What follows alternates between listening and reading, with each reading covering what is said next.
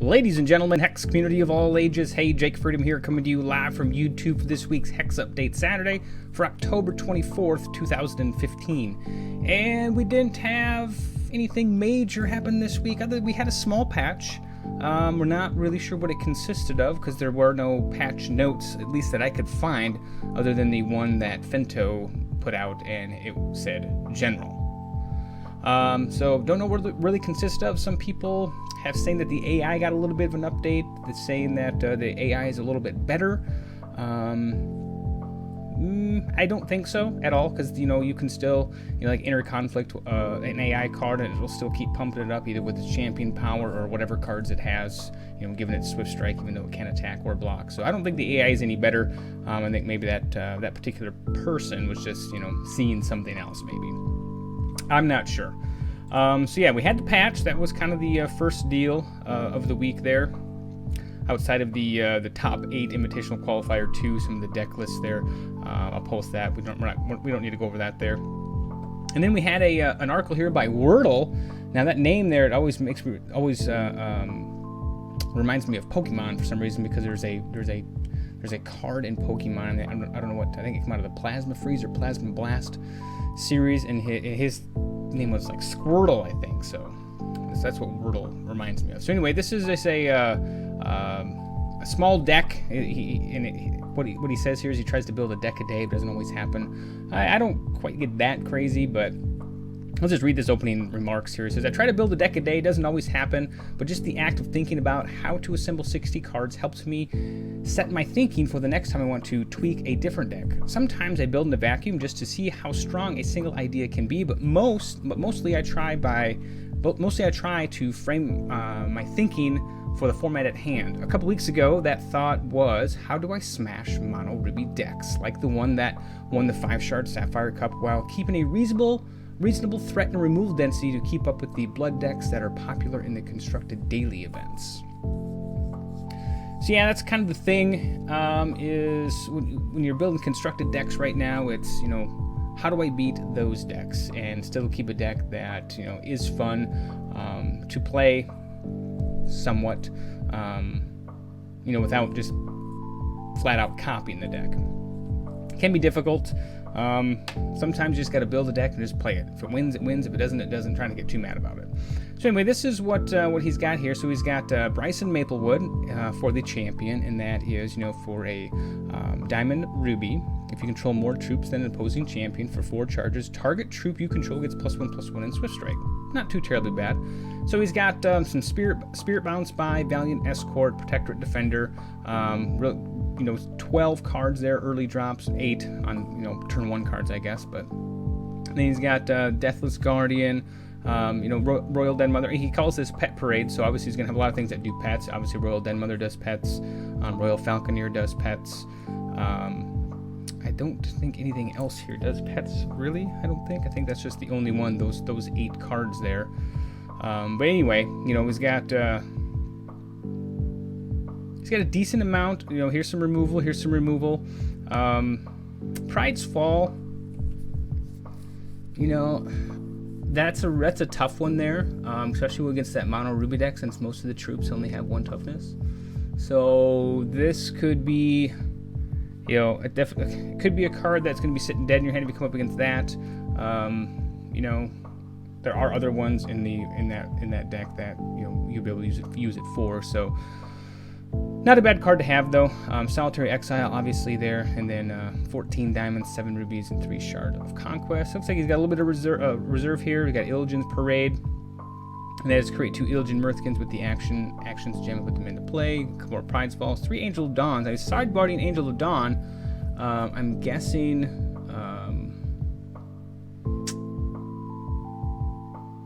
Why would you sideboard Angel of Dawn? Maybe for those blood decks. I don't know. And then it's 3 of those, 3 Soul Marbles, Imp Hoodlums, and then 4 Burns and a Deathless Guardian there. It's interesting. So he says here the Protectorate Defender socketed with a major Diamond of Solidarity, and Illigin's Parade socketed with a major Ruby of Destruction. So he goes on, talks a little bit about it there. I'll go link this into the descriptions. You guys can read that at your leisure. We don't need to actually go through that. Then they just start talking about the obviously the $100,000 tournament again. I think they're going to post this basically every week so it doesn't get missed. Let's see. Next week we have constructed tournament. The following week will be constructed tournament, and then we're back to sealed there. So again, hopefully you guys are getting your tickets. So, and also remember it's VIP weekend, of course. Hopefully you are a VIP member. If you are participating in one of the tournaments. It is a constructed VIP tournament this week or this month. So I'm going to try, if you watched my deck tech on that Diamond Sapphire Mill type deck that I had going on there, I'm going to try that one. I don't know. We'll see how it does. I'm not really worried about if it doesn't do very well. So we'll see. Maybe we can at least if I can get one win with it, I'll be fine. Be all right. So yeah, don't forget, it is the Exarch of the Egg in the Quash Ridge Tusker for the AAs, and I will probably be doing in the one at 6 p.m. my time here. So that's when I normally try. If I miss that one, I'll definitely do the one tomorrow morning at 11 my time.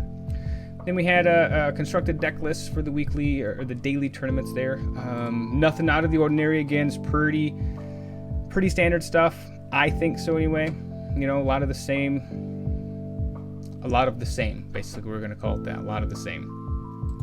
You guys are pretty familiar with that. And then we had a pretty cool update, or not update, but a thing that they're going to do. They call it the Haunted Harvest. I'm sure most of you probably read this. It says, "Greetings, foolish mortals. We're hauntingly tickled to announce our haunted harvest to celebrate through Entrath. This ghostly,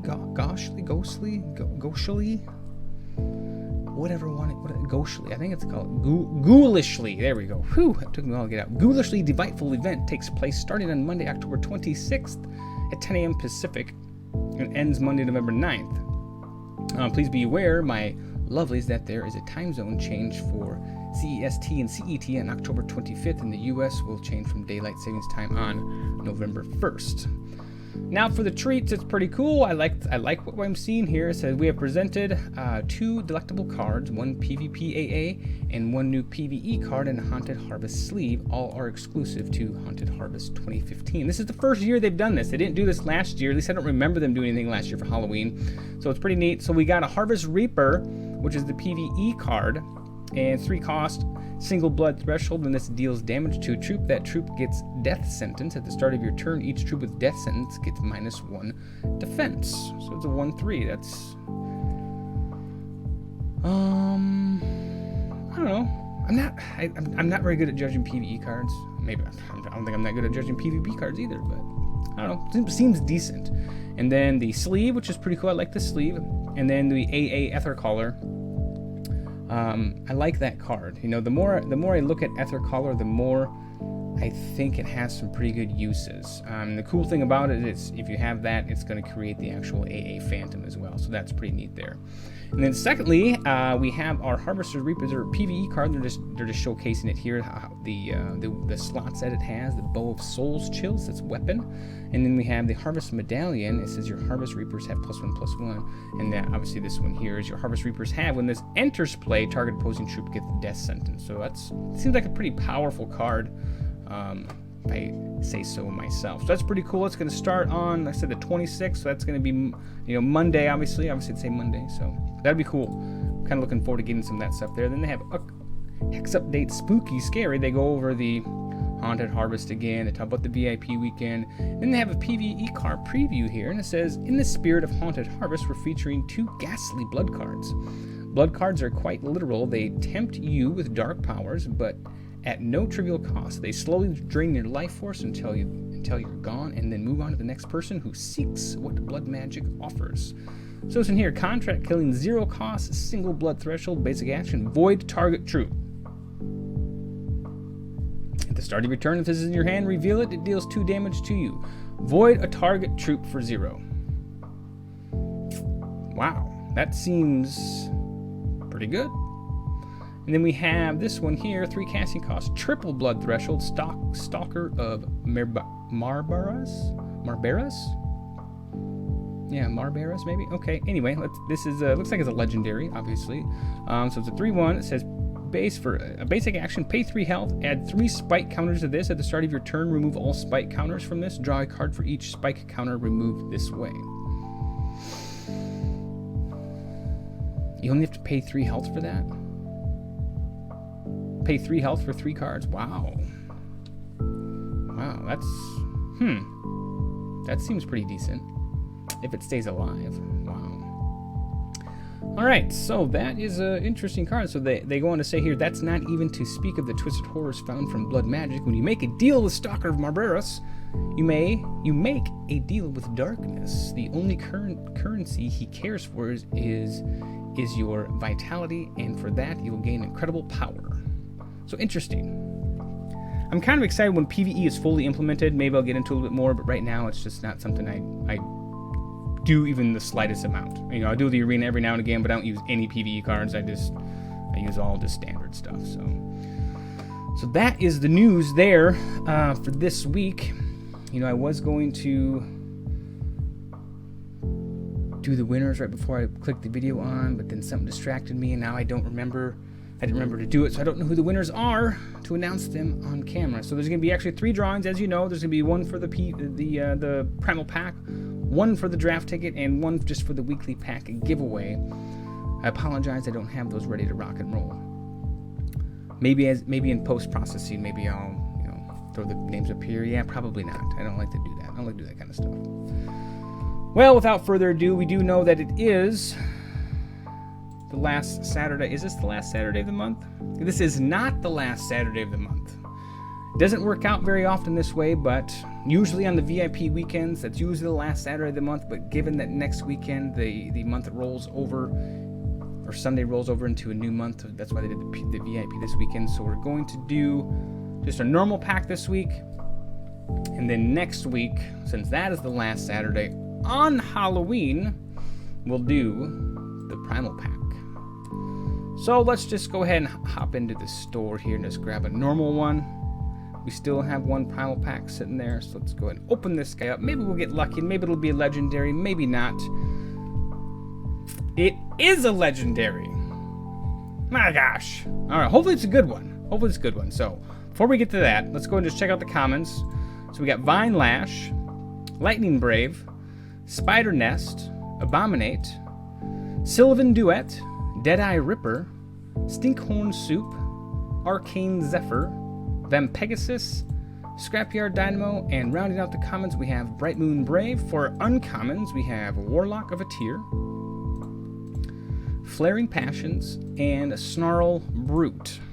So what is our legendary for this week here? It is another Holy Ascension. Holy Ascension was also in last week's Primal Pack. So again, Holy Ascension is the hidden champion. It said at the start of your turn, if your health is at least twice your starting health, you turn into the Paragon of Righteousness. And I still didn't look this guy up. I always forget. I'm pretty sure he makes angels. I just don't know how much it costs.